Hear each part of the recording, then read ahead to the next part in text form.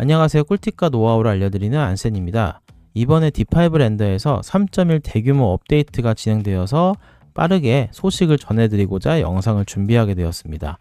이번에 업데이트에서는 D5 렌더가 단순히 고품질 이미지, 영상, AI만을 사용하는 것을 넘어서 실제 공간을 탐색하고 공간 환경을 변경하며 VR을 활용하고 발표자가 공간을 직접 설명하는 새로운 프리젠테이션 경험을 제공하는 데에 초점이 맞춰진 업데이트라고 보여집니다. 즉, 렌더만 만드는 프로그램이 아니라 프로젝트로 클라이언트나 팀을 설득할 수 있는 프로그램으로 진화해가는 과정의 업데이트라고 보여집니다. 그래서 제가 업데이트에 대한 내용을 크게 3개의 챕터로 나눠서 설명을 드릴 거고요. 크게 3가지 중에 첫 번째 챕터에서는 프리젠테이션에 관련된 업데이트 알려드릴 거고요. 두 번째 챕터에서는 전문가 수준의 품질과 생산성에 대한 업데이트를 알려드릴 거고요. 세 번째는 설계부터 협업까지 하나의 흐름으로 연결해주는 업데이트 부분에 대한 부분을 간략하게 소개해 드릴 겁니다. 그리고 3개의 챕터가 끝나면은 전체적인 최적화 및 개선 사항에 대한 것들을 간단하게 설명만 드리고 영상을 마치도록 할 겁니다. 그리고 자세한 내용들을 확인하고 싶으시면은 영상 아래 더보기란이나 고정 댓글에 링크를 남겨둘 테니까 그 부분 들어오시면서 자세한 내용들 확인하시면 되겠습니다. 자, 그럼 영상 바로 시작하도록 하겠습니다. 자, 첫 번째 챕터에서는 프리젠테이션에 대한 내용입니다. 프리젠테이션은 총 6가지에 대한 내용을 다룰 거고요. 첫 번째는 제일 중요한 내용 중에 하나입니다. 대화형 프리젠테이션인 인터랙티브 프리젠테이션입니다. 이 기능은 프리젠테이션 중에 핵심적인 내용 중에 하나가 될 것 같고요. 미팅을 하게 되는 경우, 그러니까 팀 내 미팅을 하게 되는 경우나 클라이언트와 미팅을 하게 되는 경우에 그런 상황이 많이 벌어집니다. 인테리어 미팅을 하게 되는 경우로 예시를 들어드릴 겁니다. 지금 이 벽이 도장벽이잖아요. 그죠? 이 도장벽을 진행한다거나 아니면 이 도장벽이 조금 더 진한 벽으로 진행된다거나 아니면 나는 벽지로 진행되고 싶다거나 여러 가지 상황으로 벽을 진행하고 싶기도 하고 나는 바닥이 나무 바닥이었으면 좋겠다라는 분도 있을 거고 나는 대리석이었으면 좋겠다라는 분도 있을 거고 여기서 소파의 느낌이 나는 진한 느낌이면 좋겠다 아니면은 등받이가 있으면 좋겠다 아니면 사이드 테이블의 느낌이 바뀌었으면 좋겠다 요렇게 여러 가지 상황을 설정하고 싶을 때가 있을 수가 있는데 미팅을 준비하면은 이제 아시겠지만 여러 상황을 많이 만들어 드리기가 쉽지가 않습니다. 왜냐하면은 이미지를 출력해서 보여준다거나 이미지를 JPG라던가 이런 걸로 준비해가지고 가져오게 되는데 그런 것들을 이제 화면에 보여주면서 설득을 해야 되는 상황이 굉장히 제한적이라는 게 이 단점 중에 하나라는 것이 있습니다. 그리고 레퍼런스 이미지 같은 것들, 참고 이미지 같은 것들로 그냥 상상력을 자극해서 설득을 해야 되는 경우도 상당히 많이 있어요. 그래서 그런 것들을 이 프리젠테이션의 기능들, 인터랙티브 프리젠테이션을 기반으로 해서 그것들을 적용할 수 있는 가능성을 여기서 사용할 수가 있을 것 같습니다. 그래서 인터랙티브 프리젠테이션을 사용하는 방법들을 제가 하나씩 알려드리도록 하겠습니다. 자, 여기 이제 사용 방법을 알려드릴 건데 오른쪽 위에 보시면은 자, 여기 있는 이 아이콘입니다. 여기에 요 아이콘을 눌러주시면 되는 거고요. 여기 렌더링 하는 아이콘, 이미지 아이콘 바로 왼쪽에 있는 아이콘입니다. 자, 요거 눌러주시면 되는 거고요. 프리젠테이션 아이콘 눌러주시게 되면은 지금처럼 이렇게 화면이 전환이 됩니다. 그렇게 해서 자, 아래쪽에 있는 화면과 오른쪽에 있는 화면이 전환이 바뀝니다. 자, 아래쪽에 있는 화면은 제가 이름을 지었는데 쇼 화면이라고 이름을 지었고요. 오른쪽에는 인터섹션이라는 화면으로 얘기를 드리도록 하겠습니다. 자, 그리고 실행되는 화면이 가운데에 있죠. 자, 그래서 요 3가지의 화면이 연결이 되는 구조라고 보시면 되겠습니다. 그래서 쇼라는 화면에 처음에 적용을 합니다. 뭐 예를 들어서 지금 벽 적용이라는 화면에 적용을 했죠. 그러면은 여기에 벽 적용이라는 인터랙션의 설정을 디테일하게 적용을 합니다. 자, 이렇게 해서 링크를 체크를 합니다. 그렇게 하고 이렇게 연결을 지어 놓으면은 요 벽 적용에 링크가 걸립니다. 그렇게 하고 여기다가 링크를 적용한 상태에서 실행을 걸면은 여기에 있는 화면에 벽이 1번, 2번, 3번이 계속 바뀌는 구조를 이루고 있다고 생각하시면 됩니다. 그러니까 결국에는 이 인터랙션에 대해서 설정을 하나씩 바꿔주고 벽을 1, 2, 3번 안으로 바꿔준 다음에 벽 적용해서 쇼 체크를 바꿔주는 순간 이 화면에서 1번 벽, 2번 벽, 3번 벽을 이 미팅하는 클라이언트한테, 팀원한테 보여주게 되는 화면 전환을 해주는 이런 식이 요 인터랙티브 프리젠테이션의 기본적인 구조라고 말씀드릴 수 있겠습니다. 자, 요게 기본적인 구조고요. 당연히 재질만 있는 게 아닙니다. 그래서 그거를 사용할 수 있는 방법론에 대한 걸 알려드리도록 할 거예요. 자, 첫 번째는 벽 적용에 대한 부분만 한번 설명드리도록 하겠습니다. 자, 여기에서 아이콘을 다 나타내서 설명을 드리도록 할게요. 자, 아이콘 실행해주고요. 가구도 아이콘 나타내주고 서랍 적용도 아이콘을 나타내주도록 하겠습니다. 그리고 안방도 아이콘을 나타내주도록 하겠습니다. 자, 그리고 전체 적용을 쇼를 선택해주면은 이렇게 아이콘들이 지금 활성화가 됐습니다. 자, 이렇게 지금 이미 제가 쇼 1에서 전체 적용을 넣은 상태고요. 벽 부분의 아이콘을 눌러주시게 되면은 이렇게 벽이 체인지가 됩니다. 그죠? 이렇게 기본 도장, 그리고 진한 도장, 세 번째는 어떤 벽지에 대한 부분이 바뀌어 있고, 네 번째는 노출 콘크리트로 바뀌었습니다. 자, 이렇게 진행이 된다는 걸 알 수가 있습니다. 자, 그리고 두 번째는 여기 아이콘을 눌러주시니까 이렇게 서랍장이 열리는 구조를 가지고 있습니다. 그렇죠? 여기가 지금 서랍 적용이라는 부분에 적용이 된 거라고 볼 수가 있고요. 자, 여기 부분을 눌러보니까 이렇게 소파랑 사이드 테이블이 변경이 됩니다. 그러면은 이제 이렇게 미팅이 진행될 거예요. 저는 지금 요 사이드 테이블이랑 소파가 좋고 요 지금 진한 상태가 좋습니다 라고 하시면, 자, 요거를 이제 일단 체크를 하는 겁니다. 아, 요게 좋으시구나. 아니면 나는 이거보다는 요런 상태가 더 이쁜 것 같아요 라고 이제 진행을 한다거나, 아니면 요 상태가 괜찮은 것 같아요. 이렇게 미팅을 진행하면서 1안에 어떤 상태, 어떤 소파 이렇게 진행을 하게 되는 상태의 프레젠테이션을 보여주는 겁니다. 그리고 전체 화면의 미팅을 하고 싶을 때는 여기 아래쪽에 보시면은 플레이 프레젠테이션이라는 아이콘이 있습니다. 요거를 눌러주시면 전체 화면으로 적용이 됩니다. 그래서 여기에 화면 쇼라는 아이콘을 눌러주시면 이렇게 화면이 접어지고요.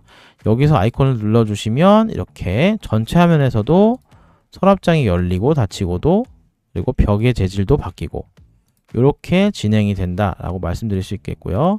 아이콘도 이렇게 바뀌게끔 진행이 되는 거죠. 자, 이렇게 변경을 할 수가 있다. 그리고 아래쪽에 보면은 베리언트 세트라는 걸 눌러보면은 지금처럼 리스트로도 정리가 가능하다라는 말씀을 드립니다. 리스트로 보면은 월 1번으로 해서 가구는 2번, 그리고 서랍장은 열린 상태, 이렇게 가지고 정리도 다 가능한 거죠.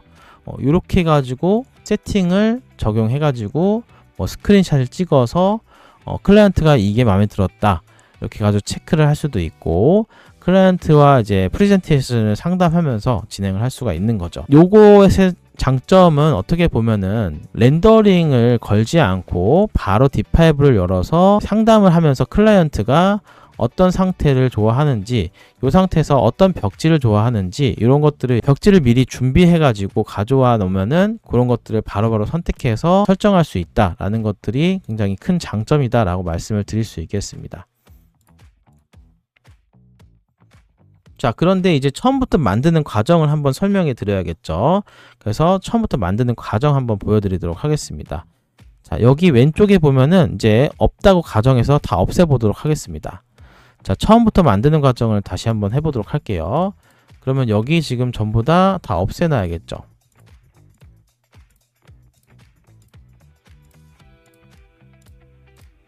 자, 이렇게 다 없애버렸습니다. 자, 다 없애버렸고, 자, 여기에서 지금 쇼에 애드 쇼를 눌러주면은 이렇게 쇼 1번이 생깁니다.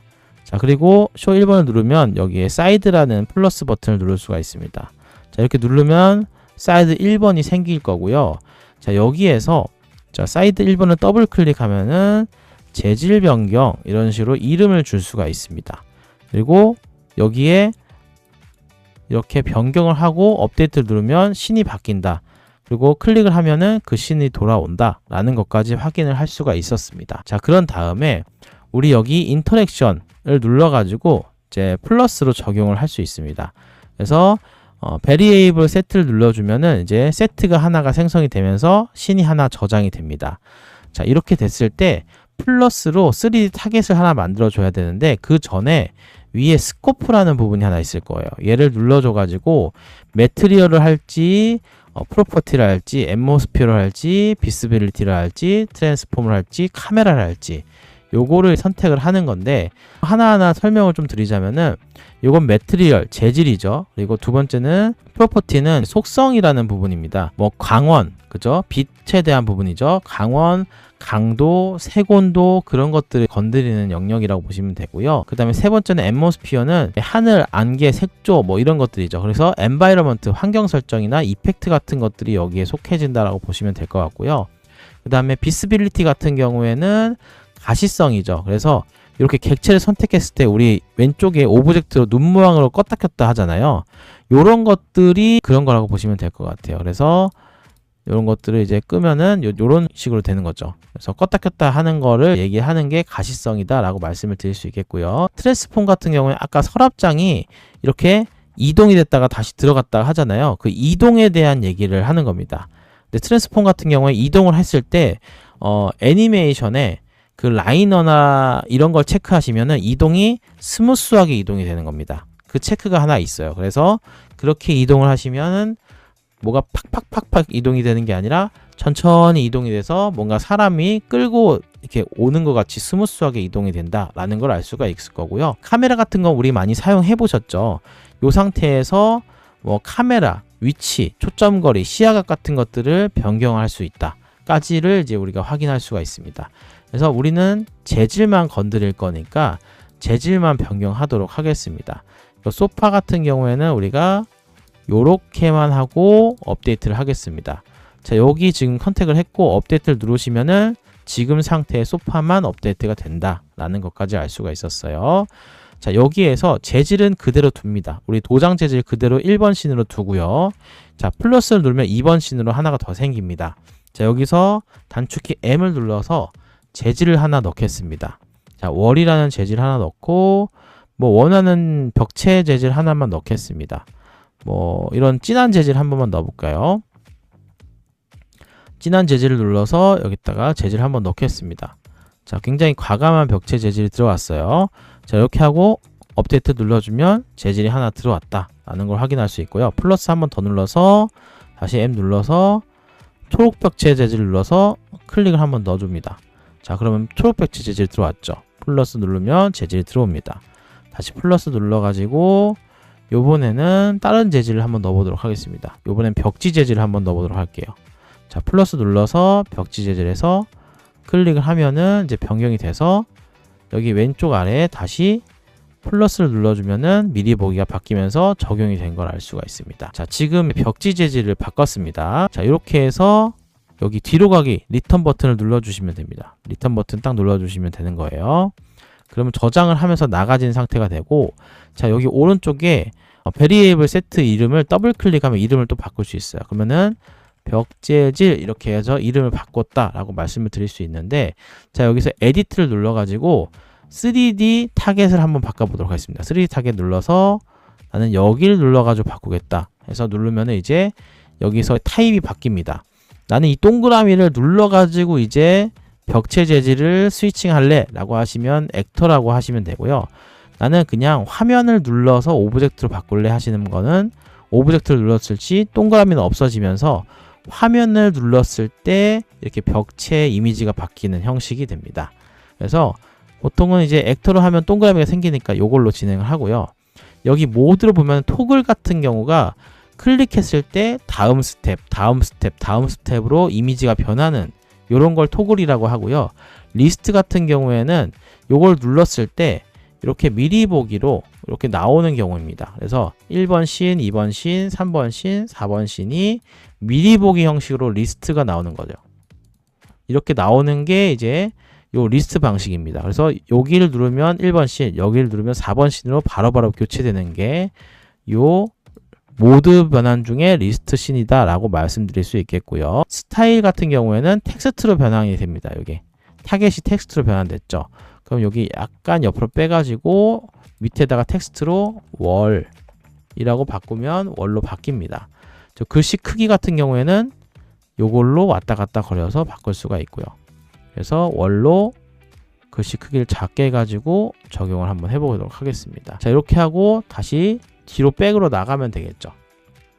자, 백으로 나가겠습니다. 나가면 이제 여기서 요거 체크하시면 됩니다. 적용하는 게 체크입니다. 링크를 꼭 걸어야 됩니다. 여기서 링크를 꼭 걸면은 여기서 타겟이 생깁니다. 그래서 요거를 이제 첫 번째 누르면 도장, 두 번째 누르면은 지금 리스트 방식으로 되어 있네요. 제가 다 바꿔볼게요. 자, 토글 방식으로 제가 바꿨어요. 다시. 자, 요걸 눌렀을 때 도장, 그 다음에 눌렀을 때 벽체, 그 다음 벽체, 그 다음 벽체, 이런 식으로 이제 사용을 한다라고 말씀드릴 수 있겠습니다. 자, 이제부터는 사용 방법을 충분히 설명드렸으니까, 자, 그 다음에 바닥 재질도 한번 넣어보도록 하겠습니다. 자, 여기 인터랙션을 다시 눌러서, 다시 세트를 눌러서, 여기에 타겟팅으로 바닥을 클릭해 줍니다. 자, 그런 다음에 아이콘 조금 작게 해둘게요. 자, 요번에는 텍스트를 안 넣고 그냥 넣겠습니다. 요번에는 매트리얼이죠. 요번에도 바닥 재질이니까. 자, 이렇게 해서 링크 연결하고 바닥 재질 넣고 여기 에디트에다가 요번에는 바닥 재질 그대로 놓을 거니까 첫 번째 냅두고 두 번째는 놓고 M 눌러서 바닥 재질 같은 경우에는 뭐 우드로 해가지고 한번 넣겠습니다. 이번에는 월넛으로 해서 넣고 업데이트 플러스 눌러서 뭐 요런 나무 바닥으로 한번 넣어볼까요? 넣고 업데이트. 자, 요런 식으로 해서 두 개를 넣고 그 다음에 플러스 누른 다음에 요번에는 스톤으로 해가지고 마블 쪽을 한번 넣어보겠습니다. 마블. 자, 타일 쪽을 한번 해볼게요. 타일 쪽을 한번 찾아보겠습니다. 전체의 타일로 가겠습니다. 자, 요런 재질 괜찮네요. 요런 재질로 한번 가보겠습니다. 클릭을 하면은 요런 식으로 바뀌죠. 업데이트를 하겠습니다. 자, 요런 식으로 이제 진행을 하면은 요렇게 해서 뒤로 가기를 한번 해보겠습니다. 자, 이렇게 됐을 때 마찬가지로 요것도 지금 아이콘이 지금 두 개가 다르죠. 자, 요걸 눌렀을 때 기본, 두 번째 눌렀을 때 바뀌고 세 번째, 네 번째. 자, 요런 식으로 바뀐단 말이죠. 그럼 월을 이렇게 어떤 조합으로 할지 이제 고민을 하는 겁니다. 요 조합이 좋을지, 요 조합이 좋을지. 요렇게 이제 변경을 하기 시작하는 겁니다. 자, 그 다음에 또 넣을 게 플러스를 눌러가지고 세트를 누른 다음에 요번에는 비스빌리티를 눌러가지고 여기 소파랑 그 다음에 요 앞에 있는 애까지만 한번 적용해 보겠습니다. 자, 여기 사이드 테이블까지. 자, 여기에서 사이드 테이블 소파까지만 적용하고 여기 설명을 마치도록 하겠습니다. 자, 여기에 에디트해서 타겟은 요 소파 아이콘을 기준으로 오른쪽 거를 아이콘을 해보겠습니다. 자, 이렇게 해서 내리도록 하고요. 조금 더 오른쪽으로 놓겠습니다. 자, 요 정도 위치로 놓고 비스빌리티 그대로 놓고요.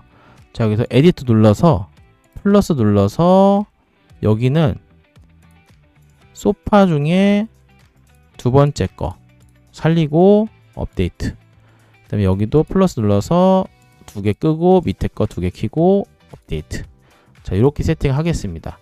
자, 이렇게 하면 지금 전체 변경으로 바꿔주겠습니다. 자, 이렇게 됐을 때 지금 이 월도 바꿔주겠습니다. 자, 이 월도 아이콘을 바꿔주겠습니다. 자, 이렇게 바꾸니까 아이콘도 뭔가 타겟도 크죠?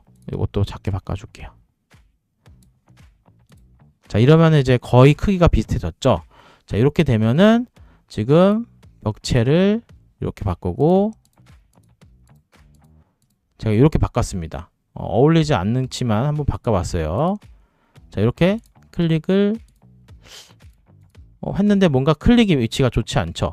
자, 그렇다면은 여기에서 위치를 바꿔보는 겁니다. 타겟팅 위치를 바꿔서 나는 여기가 싫으니까 이렇게 앞으로 빼겠습니다. 이렇게 해서 뒤로 가서 이제 다시 한번 해보는 겁니다. 요 재질로 한번 해보고요. 여기는 바닥은 이렇게 재질 넣고 이렇게 한번 설정해 보겠습니다. 요걸로 해볼까요? 요거 어울리는 것 같아요.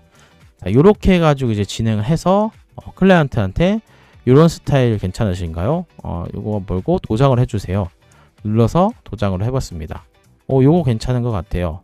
요걸로 괜찮으실까요? 그러면은 여기서는 뭐 재질 중에 뭐 이런 나무, 여기가 나무였으면 좋겠어요. 뭐면 이제 여기서 나무로 변경해보고 요런 과정에 이제 프리젠테이션이 계속 진행되게끔 이제 유도를 하는 거죠. 그 과정이 이제 여기서 인터랙티브 프리젠테이션이 진행된다 라는 말씀을 드리는 겁니다. 영상 참고해서 보시면 알겠지만은 이렇게 이제 서랍이 열리는 것처럼 아까 전에 제가 보여드렸던 거죠. 서랍이 열리는 것처럼도 되고 의자가 이제 아까처럼 바뀌는 거 리스트 방식이죠. 이것도 리스트 방식처럼 쓸 수도 있고 건축 계열에서는 이제 건물에 대한 1안, 2안, 3안도 바뀔 수도 있는 거고요. 자, 이렇게 마당이 바뀔 수도 있는 거고 엑소노메트릭을 해가지고 1층, 2층, 3층을 열어서 위로 올릴 수도 있는 거겠죠. 그죠? 여러 가지 방식이 다 가능하다는 것 때문에 이 영상도 같이 보여드리는 거예요. 자, 카메라 씬 바꿨고 지금처럼 앰모스피어 분위기도 바꿨습니다. 그리고 라이트도 껐다 켰다를 하는 거를 또 적용을 한 거예요. 그리고 제품군에서도 이거를 사용할 수 있겠죠. 건축에서만 사용된다는 게 또 제약이 걸리는 게 아니고 제품에서도 다 사용이 된다라는 것까지 알 수가 있습니다. 자, 그렇게 해서 인터랙티브 프레젠테이션에 대한 설명을 마치도록 하고요. 여러분들도 미팅을 준비하실 때 D5 렌더가 실행이 된다면 이런 방식으로 준비하셔서 진행을 하시면 굉장히 도움이 많이 되실 거라 말씀을 드릴 수 있겠습니다. 자, 두 번째는 측정선 도구인 MeasureLine Asset이라고 하는 기능입니다. 자, 단축키 M을 이용하면은 모델 쪽에 들어가셔서 맨 밑에 내려가시면 메저먼트라는 카테고리가 하나 있을 거고요. 여기에 MeasureLine이라는 아이콘이 하나 있습니다. 자, 요걸 눌러주시게 되면은 자, 여기에서 이런 길이들을 전체적으로 측정을 할 수 있는 아이콘이 나옵니다. 자, 이렇게 해서 길이를 측정하면 2.4m다 라는 걸 확인할 수가 있고요. 제가 여기에서 이제 팁과 노하우를 좀 알려드리면은 자, 두 가지입니다. 자, 첫 번째는 이렇게 여기가 670 정도 되는 길이라는 걸 알 수가 있는데 되게 재밌는 게 뭐냐면은 이게 지금 빈 공간입니다, 사실은.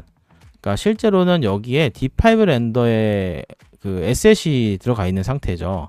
그러다 보니까 여기에 대한 치수는 사실 D5 렌더에 들어가서 확인할 수밖에 없는 건데 여기에는 측정 도구가 사실 없어요. 그러니까 T를 눌러서 여기서 길이를 확인할 수가 없는 거죠. 그러니까 결국에는 이 측정 도구가 있어야만이 가능하다라는 얘기를 드리는 겁니다. 그래서 이 기능이 나온 게 굉장히 도움이 될 거라는 말씀을 드리는 거고요. 자, 여기에서 이 기능을 누르고 나서 사용을 하는 게 아주 유용할 거다라는 기능을 쓰는 거고요. 자, 이렇게 사용했을 때 요거를 예를 들어서 이렇게 레이어를 하나 추가합니다. 그래서 측정이라는 레이어를 써서 사용을 합니다. 이렇게 측정이라는 레이어를 사용해서 이걸 맨 위로 올립니다. 그리고 나서 이거를 선택한 뒤에 Alt D라는 걸 누르면은 계속 추가가 된다는 말씀을 드리고 싶습니다. 그래서 Alt D나 이제 복제에 대한 단축키고요. Ctrl D를 눌러셔도 돼요. Ctrl D를 눌러도 이렇게 복제가 된다는 걸 알 수 있습니다. 그래서 Ctrl D나 Alt D를 누르셔가지고 이렇게 책상에서 천장까지 1544라는 걸 알 수가 있고, 자, 여기에 이제 이런 것들이 나오는 거죠. 오토 스냅이 이제 잡히게끔 설정이 되어 있고요. 이것도 끄면 이제 오토 스냅이 없어질 거고, 그 다음에 라벨 포지션 같은 경우에는 위치에 부분이 나오는 거고요. 라벨 스케일이 얼마만큼 커지는지에 대한 부분을 설정할 수 있죠. 그 다음에 라벨 컬러에 대한 부분입니다. 검정색도 흰색도 빨간색도 선택이 가능하고요. 요거는 이 크기도 정하실 수가 있겠죠. 작게 설정할 수도 있는 거고요. 여기는 엔드 포인트가 얼마만큼 커지게 할 건지 뭐 이런 것들도 선택을 하실 수 있겠죠. 기본 기능만으로 사실 가능한 부분이기는 한데 여기에 이제 지금 요게 조금 더 스타일리시하게 좀 변경이 가능하기 때문에 이런 것들을 이제 사용할 수가 있다. 요거를 컨트롤 D를 하면은 스타일리시한 상태를 계속 컨트롤 D를 해가지고 요 상태를 계속 복사를 할 수 있다라는 말씀을 드립니다. 그렇기 때문에 요거를 선택하고 컨트롤 D를 하셔도 되고 여기에 괜찮은 애가 있으면 요게 컨트롤 D를 해서 계속해서 확인을 해서 사용할 수가 있다. 3910mm 이렇게 확인할 수가 있다라는 걸 작용을 할 수가 있는 거죠. 자, 그리고 한 가지 아셔야 될 게 당연히 아셔야겠지만은 여기 메뉴에 프리퍼런시 들어가시면 제너럴에 유니츠가 있을 겁니다. 요거 혹시나 밀리미터 안 돼 있으신 분들이 있을 수도 있으니까 요거 밀리미터 혹시 안 돼 있으신 분들은 여기서 체크하시면 됩니다. 자, 여기까지 측정 도구 메저라인 어셋에 대한 설명이었습니다. 자, 다음 세 번째는 커스텀 좌표 원점 설정인 커스텀 피벗에 대한 설명입니다. 이 설명은 생각보다 간단하긴 한데 정말 중요한 업데이트라고 말씀드릴 수 있겠습니다. 이 부분 같은 경우에는 대화형 프리젠테이션에서도 그리고 영상 부분에서도 굉장히 관련성이 있다고 말씀드릴 수 있을 것 같은데 사용 방법부터 알려드리도록 하겠습니다. 자, 스케치업에서 이용한다고 가정했을 때 자, 요거를 컴포넌트로 제작을 합니다. 그래서 뭐 예를 들어서 자, 요거를 컴포넌트로 제작을 한다 라고 해서 만듭니다. 자, 요거를 그래서 오른쪽 버튼을 눌러서 Saved Out에서 하나의 도어로 저장을 합니다. 자, 저장을 했고 제가 이거를 숨겨 놓겠습니다. 자, 이거를 숨겨 놓고 나서 이렇게 D5 렌더로 진행하면은 자, 요렇게 문이 없는 상태에서 이제 임포트를 가져오겠습니다. 자, 임포트를 해가지고 얘는 지우겠습니다. 자, 임포트를 해가지고 왼쪽 위에 있는 임포트 아이콘을 눌러서 자, 이렇게 임포트 아이콘 있죠? 이거를 눌러서 이렇게 도어라는 스케치업 파일을 더블 클릭해서 가져옵니다. 그럼 도어라는 게 지금 퍼센테이지가 올라가서 끝났고 클릭하는 순간 이렇게 가져와집니다. 자, 클릭을 했고 자, 요거는 제가 매트리얼을 입혀 놓겠습니다. 자, 입혀놨고 이걸 클릭하는 동시에 피벗이 처음에 이렇게 가운데로 가져와집니다. 보통 이렇게 딱 가운데로 가져와지고 요렇게 됐을 때 이거를 보통 이렇게 그냥 갖다 놓는 형식으로 많이 사용을 하시고 회전을 하셨을 때도 굉장히 어렵습니다. 만약에 영상을 제작한다 라고 가정했을 때 자, 이렇게 비디오로 영상 제작을 한다고 했을 때 문이 열리는 작업에서 어떻게 해야 되는지에 대한 고민이 이제 드실 겁니다. 문이 열리는 과정에서 그럼 첫 번째로는 이게 회전을 해야 되기 때문에 회전을 해놓고 나서 이렇게 이동하는 과정까지로 이제 영상 제작 과정을 만들기가 굉장히 어렵단 말이에요. 그래서 그것의 피벗에 대한 영상을 이제 적용을 할 수 있게 되었습니다. 그래서 자, 요거를 보시면은 빼서 보여드리도록 하겠습니다. 얘를 선택하신 뒤에 오른쪽 부분을 보면은 이렇게 에디트 피벗이라고 하는 아이콘이 오른쪽에도 생겼고요. 그 다음에 마우스 우클릭을 해서도 여기 보면은 에디트 피벗이라고도 보이시죠? 자, 이렇게 두 가지로 사용을 할 수 있습니다. 이렇게 사용을 하셔도 되고 이렇게 아이콘을 누르셔도 됩니다. 요 두 개 다 사용이 가능하다는 거 말씀을 드리겠고요. 저는 이렇게도 많이 쓰기도 합니다. 그래서 자, 이렇게 했을 때 힌지가 돌아가는 위치를 정해서 사용을 하면 되는데 지금 문이 열리는 위치가 요렇게니까 저는 여기다 고정을 시키겠습니다. 자, 이렇게 고정을 시키면 되겠죠. 그리고 나서 오른쪽 위에 던을 눌러주시면 세팅이 끝나는 겁니다. 굉장히 간단하죠. 그래서 요거를 가지고 위치 이동을 해줍니다. 그래서 요거를 쭉 위치 이동을 해주면 이제 문이 열리는 위치까지 세팅을 해주는 거예요. 그래서 디테일하게 문의 위치를 조정해 줍니다. 그래서 이렇게 문의 위치를 조절했고 그 다음에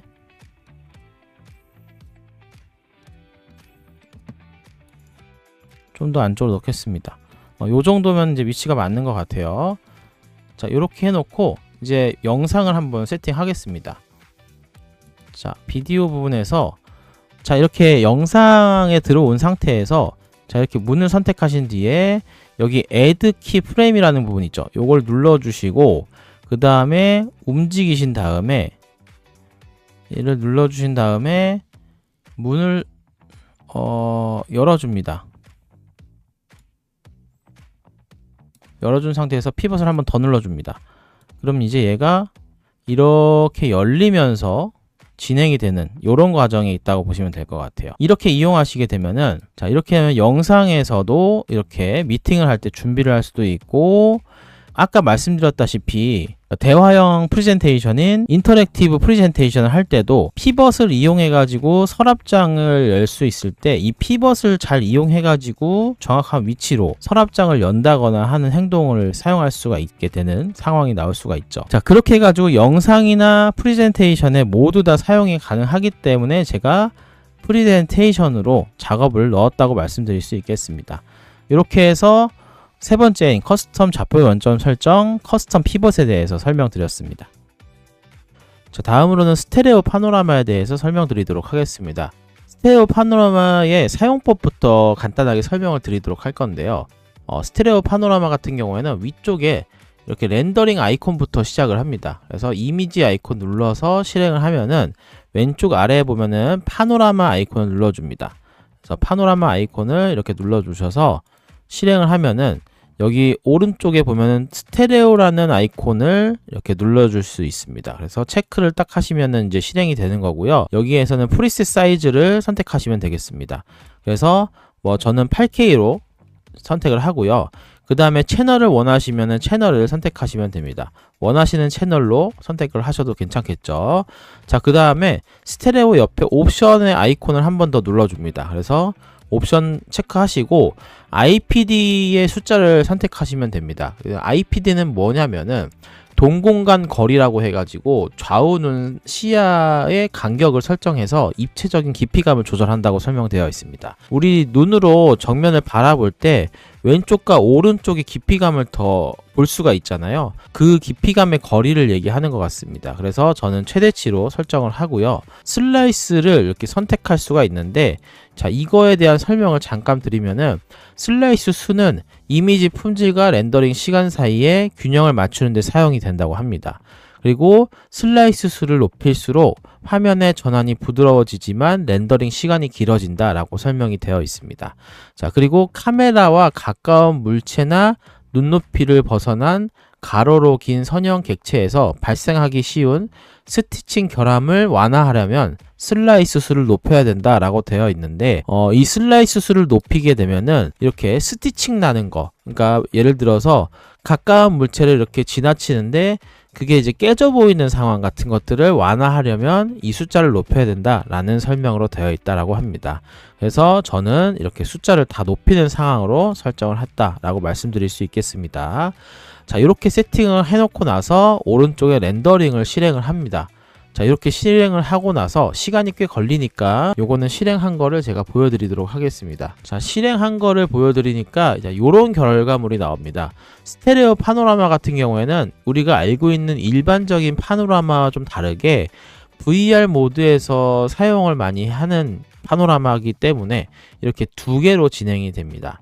스테레오 파노라마 같은 경우에는 양안 입체 파노라마라는 걸로 출력이 지원이 됩니다. 그래서 일반 파노라마 이미지에 비해서 공간의 원근감과 실내 공간의 스케일감을 훨씬 더 명확하게 표현할 수 있고, VR 헤드셋으로 감상할 때 더욱 사실적이고 몰입감 있는 공간 경험을 제공을 합니다. 그래서 이 기능은 고객에게 VR 몰입형 경험을 제공할 수 있는 인테리어 디자인 제안, 그리고 부동산 마케팅용 모델 하우스 워크스루, 그리고 입체 파노라마를 온라인으로 공유해야 되는 원격 프리젠테이션 등에 최적화가 되어 있다라고 합니다. 그래서 여기에서 사용할 수 있는 확인 방법 같은 경우에는 VR 헤드셋, 그리고 스테레오 파노라마 플레이어 같은 것들, 그리고 D5 쇼릴 같은 것들로 확인할 수가 있고, 현재 일반적인 파노라마 공간에서는 지원하지 않는다라고 되어 있습니다. 왜냐하면은 일반적인 파노라마 공간에서는 이게 두 개가 되어 있기 때문에 그 공간이 이상하게 보입니다. 그죠? 아무래도 두 개니까 이상하게 보이겠죠. 그래서 두 개는 그 VR 모드에서는 요게 하나로 공간이 보일 겁니다. 근데 두 개가 하나로 합쳐지면서 굉장히 사실적이게 표현이 되기 때문에 스테레오 파노라마는 VR 모드에서 사용하기에 굉장히 적합한 상태라고 생각하시면 될 것 같아요. 자, 여기까지가 스테레오 파노라마의 전체적인 내용이었습니다. 자, 다음으로는 VR 설정에 대한 얘기들입니다. VR 같은 경우에는 당연한 얘기지만은 로그인이 돼 있으셔야 됩니다. 그래서 프로 로그인이 돼 있으셔야지 사용이 가능하다라는 말씀을 드리는 거고요. 두 번째로는 VR 아이콘이 지금 저한테는 없습니다. VR을 만들어 주시기 위해서는 위젯을 켜 주셔야 되는데, 자, 여기 메뉴 부분에서 여기에서 프리퍼런시즈 들어가 주십니다. 프리퍼런시즈 들어가서 체크를 해 주신 다음에 여기 세 번째인 위젯을 들어가 줍니다. 자, 위젯 들어가 주신 다음에 여기 VR 베타라고 보이시죠? 요거를 클릭해 주셔야지 VR 아이콘이 생성이 된다라고 할 수 있겠습니다. 자, 저 같은 경우에는 VR 기기가 없어서 요거는 보여드릴 수가 없고요. VR 기기 있으신 분들은 연결해가지고 연결 잘 확인하신 다음에 요거 눌러주시면 실행이 되는 과정을 거치실 수가 있고요. VR 하실 때 한 가지 중요한 설정이 남아 있습니다. 자, 여기 메뉴 부분에서 프리퍼런시즈 들어가신 다음에 여기 렌더링 부분도 하나 들어가 주셔서 보면은 VR 퀄리티라는 게 있습니다. 자, VR 퀄리티 들어가신 다음에 반드시 HD를 눌러주셔야 됩니다. 이번에 3.1 업데이트가 되면서 HD라는 기능이 생기면서 VR 공간이 굉장히 퀄리티가 많이 개선이 됐습니다. 자, 그래서 이 영상을 한번 보여드리도록 하겠습니다. 자, 지금과 같이 올드에서 뉴로 이렇게 HD 개선이 됐다라는 말씀을 드릴 수 있겠습니다. 자, 이렇게 VR 기기가 굉장히 개선이 많이 됐기 때문에 클라이언트를 불렀을 때 아니면 부동산에 대한 영업을 했을 때 굉장히 사실적으로 잘 보여줄 수 있고 생동감 있게 보여줄 수 있기 때문에 워크플로우를 진행했을 때 굉장히 많은 도움을 얻으실 수 있을 거라고 생각이 듭니다. 자, 이렇게 VR 설명까지 마치도록 하겠습니다. 이번에는 돌하우스라는 투어 기능 중에 있는 기능을 설명해 드릴 건데 아마 이거는 그 3.1 업데이트에 크게 설명되지 않는 부분이긴 한데 분명히 미팅이나 이런 클라이언트와의 협업에 분명히 도움이 될 만한 내용인 것 같아서 집어넣게 되었습니다. 자, 그래서 설명을 잠깐 드리도록 하겠습니다. 우리 이거 2.11 버전에 생겼던 투어 기능입니다. 그래서 투어 기능 중에 여기 오른쪽에 보면은 크리에이티브 플러스 모양에 눌러서 스페셜 투어라는 아이콘이 있습니다. 요걸 눌러가지고 진행을 하시면 되고요. 스페셜 투어 진행하시는 방향을 눌러주시면은 이렇게 위치마다 찍어서 진행을 하시게 되면은 이렇게 위치마다 이렇게 파노라마 위치들을 찍어낼 수가 있습니다. 이렇게 해가지고 더는 해가지고 렌더링을 걸어 놓으시면은 요런 식으로 이제 D5 렌더 안에 ID에 들어가시면은 올 프로젝트라는 게 있습니다. 자, 요거를 눌러서 공간에 오픈해서 들어갈 수가 있는 상황이 됩니다. 그렇게 해서 요거를 이제 쉐어를 할 수가 있습니다. 쉐어를 해서 이제 공간에 들어가 가지고 밑에 보면은 씬이라는 것도 있죠. 그래서 요거를 들어가 가지고 클라이언트한테 이 공간을 보여줄 수도 있는 상황이 되죠. 요걸 눌러서 이제 안방도 보여줄 수 있고 거실 부분도 보여줄 수 있고 그 다음에 주방 부분도 보여줄 수도 있고 아이방도 보여줄 수도 있고 요런 역할로 이제 보여줄 수가 있는 건데 그리고 VR 모드도 들어갈 수도 있고 그 다음에 여기 돌비 모드가 이제 여기 있는 거죠. 그래서 스위치 3D를 눌러주시면 이렇게 3D 모드로 볼 수가 있습니다. 그래서 마우스 왼쪽 버튼을 눌러서 이렇게 3D 모드로 이 부분을 이제 볼 수가 있다라고 사용을 할 수가 있는 것입니다. 자, 이렇게 해가지고 사용을 하는 건데 이 부분 같은 경우에는 다시 이렇게 클릭을 눌러주면은 이 공간으로 다시 돌아온다. 그래서 이렇게 사용을 하는 거구나 라고 이제 말씀드릴 수 있겠습니다. 굉장히 간단한 기능이지만은 이거를 클라이언트가 예를 들어서 만날 수 없고 뭐 다음 주에 만나야 되는데 지금 내용을 전달해야 되는 상황이라던가 이런 부분들이 있을 때 이렇게 전달을 하셔가지고 내용 전달을 한다거나 이렇게 했을 때 링크를 이렇게 걸어줘 가지고 내용 전달을 하게 되면은 확실하게 내용 전달을 할 수가 있거나 어떤 프리젠테이션 용으로 전달을 굉장히 잘 할 수 있게 되는 상황이 나오겠죠. 그래서 이런 것들이 굉장히 많은 도움이 될 거다라는 말씀을 드리는 겁니다. 그래서 돌비 기능이라던가 아니면은 지금처럼 파노라마를 사용해서 트루 기능 중에 스페셜 투어 기능들을 잘 사용해가지고 사용하면은 프레젠테이션 쪽으로 도움이 되지 않을까라는 말씀을 드립니다. 자, 이렇게 해가지고 챕터 1의 프리젠테이션의 업데이트에 대한 내용은 마치도록 하겠습니다. 자, 다음으로는 챕터 2에 대한 내용을 알려드리도록 하겠습니다. 전문가 수준의 품질과 생산성에 대한 내용들이고요. 이 부분부터는 조금씩 빠르게 넘어가도록 하겠습니다. 첫 번째는 색감에 대한 업데이트입니다. 작업 색 공간에 대한 업데이트인데 기존에 sRGB라는 색감을 쓰고 있었었는데 이번에 ACEScg라는 걸로 색감이 변형되었습니다. 이 색감을 사용하기 전에 제가 차이점을 한번 보여드리고자 이미지를 하나 가져왔습니다. 자, 이 이미지를 보여드리면 한 번에 이해가 되실 건데, 자, 이렇게 이해하시면 될 것 같습니다.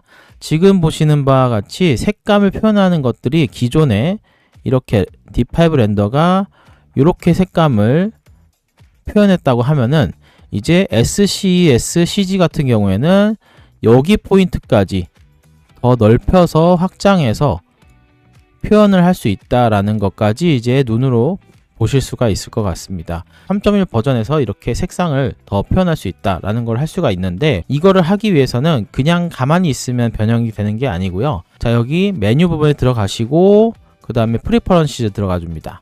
자, 그런 다음에 렌더링 부분에 들어가 주시고요. 휠을 쭉 끝까지 내려 주시면은 자, 여기 밑에 보시면 워킹 컬러 스페이스라는 영역이 나오죠.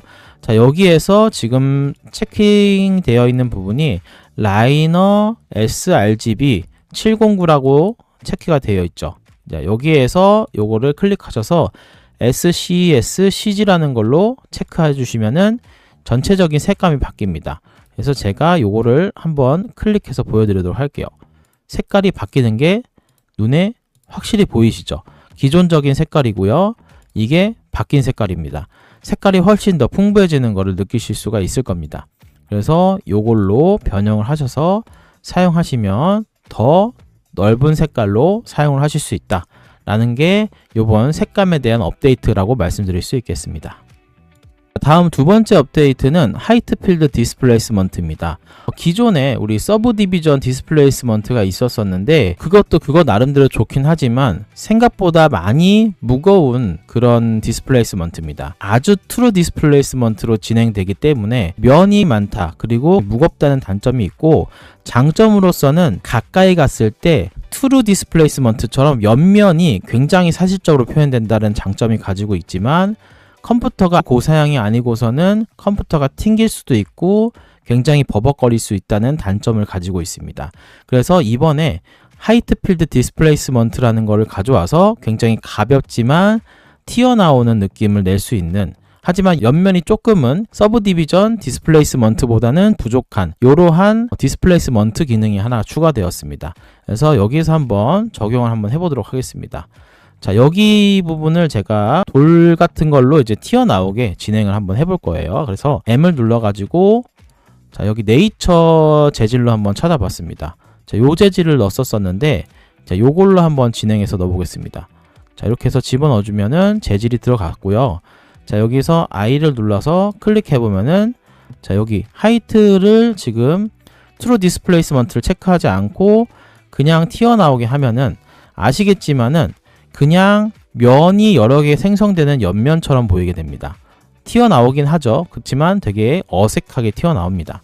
그래서 여기에서 이제 예전 방식 같은 경우에는 트루 디스플레이스먼트를 해서 예전에는 서브 디비전 디스플레이스먼트를 해가지고 진행을 했었었는데 이제 상황에 따라서 이게 되기도 하고 안 되기도 하는 상황이 나오죠. 지금은 안 되는 상황인데 되는 상황이면은 굉장히 디테일하게 옆면이 나오는 상황이 나올 겁니다. 그리고 위에 보시는 바와 같이 면이 굉장히 많이 나오는 상황 그리고 FPS나 VRAM이 굉장히 많이 돌아가는 상황이 나올 겁니다.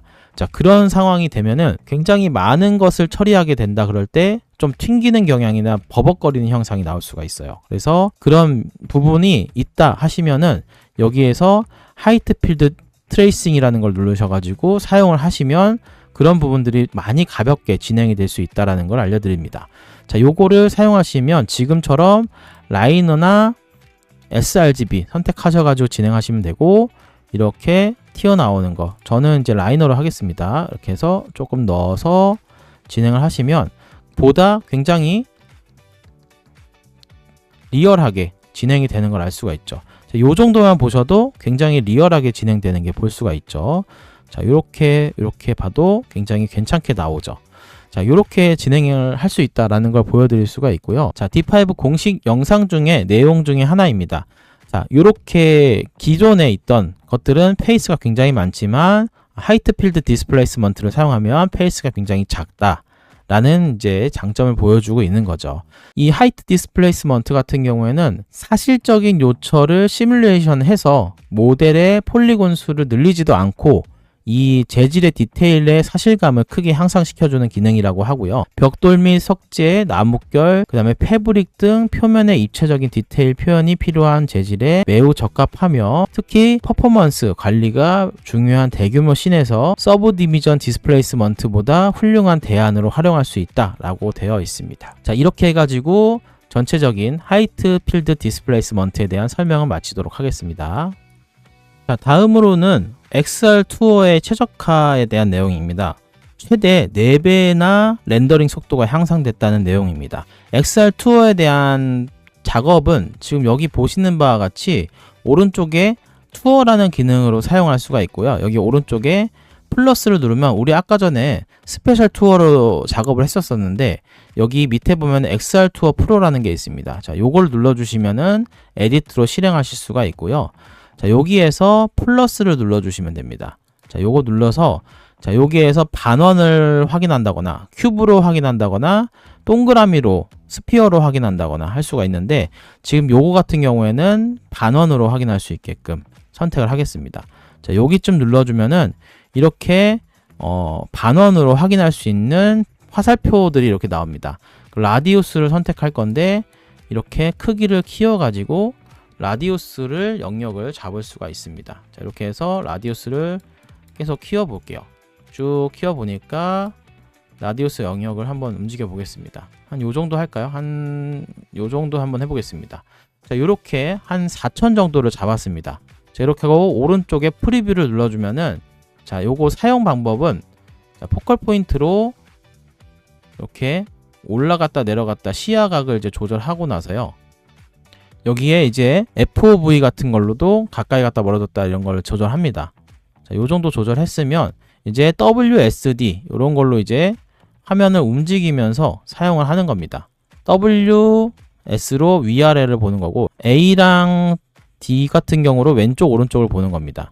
자, 요렇게 해가지고 XR투어를 하는 기능이고요. 여기에다가 이제 렌더링을 걸면은 렌더링이 실행이 되는데 XR투어 같은 경우에는 예전 같으면은 굉장히 오래 걸렸던 작업이거든요. 근데 이게 4배가 빨라졌다는 소식을 전해드립니다. 자, 요 정도로만 하고 설명은 넘어가도록 하겠습니다. 이거 렌더링 걸면은 굉장히 오래 걸리니까 요 정도로만 설명하고 넘어가도록 하겠습니다. 자, 다음으로는 4번째로 설명드릴 부분이 사계절 식물에 대한 내용입니다. 시즈널 플랜츠라고 해서 나무가 엔바이러먼트에서 적용을 할 수 있게 되었습니다. 여기 밑에 보시면은 시즈널 베지테리언이라고 보이시나요? 요거를 이제 체크하면은 계절에 따라서 나무가 변동되는 요런 업데이트가 되었습니다. 그래서 나무를 이렇게 움직이시면 겨울, 그리고 뭐 봄, 여름, 가을, 겨울 뭐 이렇게 변형이 되는 형식입니다.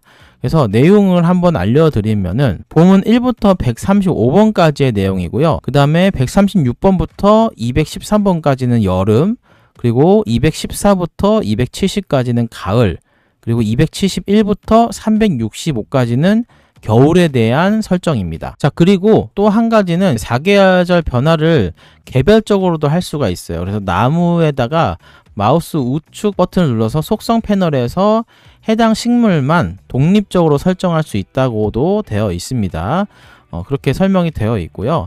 자, 여기에서 설명을 하나 더 드리자면은 되게 재밌는 설정인 것 같은데, M을 눌러가지고 이제 모델을 눌러줍니다. 그래서 네이처를 눌러서 나무를 찾아주는데, 여기 필터에서 보면은 시즈널이라고 하는 부분이 있습니다. 제가 볼 때는 이 시즈널 부분이 요 부분에서 적용이 잘 되는 나무들을 찾아주는 것 같고요. 여기서도 나무의 계절이 확연하게 드러나는 나무들이 좀 있어요. 그래서 제가 볼 때는 그런 것들을 좀 위주로 좀 찾아서 적용하는 것들이 좀 필요합니다. 그래서 모든 나무들이 확확 바뀌는 건 아니고요. 어떤 나무는 조금만 바뀌기도 하고요. 어떤 나무는 확 바뀌기도 합니다. 그래서 이런 부분들은 잘 살피셔가지고 내가 원하는 만큼 변동되는 나무들을 잘 고르셔가지고 적용을 하셔야 될 것 같습니다. 저 같은 경우에는 확 바뀌는 걸로 적용했기 때문에 다 앙상한 나무로 이렇게 설정이 가능한, 그리고 다 우거진 나무로 설정이 가능한, 그리고 가을 나무로도 설정이 가능한 상태로 이렇게 작업을 해놨습니다. 자, 보시면은 이렇게 가을 나무로도 변하죠. 그죠? 이렇게 설정이 가능한 상태로 진행을 했다 말씀을 드릴 수 있겠습니다. 자, 이렇게 해서 계절별 식물까지 말씀을 드렸습니다. 이렇게 해서 두 번째 챕터는 마치도록 하겠습니다. 챕터 3번의 첫 번째 내용은 D5 라이트가 기존의 스케치업밖에 연동이 되지 않았었는데, 이번에 라이노와 레빗이 추가가 되었습니다. 자, 이렇게 생겼고요. 자, 아이콘은 이렇게 생겼고요. 그 다음에 기능들은 이렇게 사용이 됩니다. 제가 레빗이나 라이노를 사용하지 않아서 영상으로 대체하는 점 이해 부탁드리겠습니다. 자, 이렇게 사용이 되는 거네요.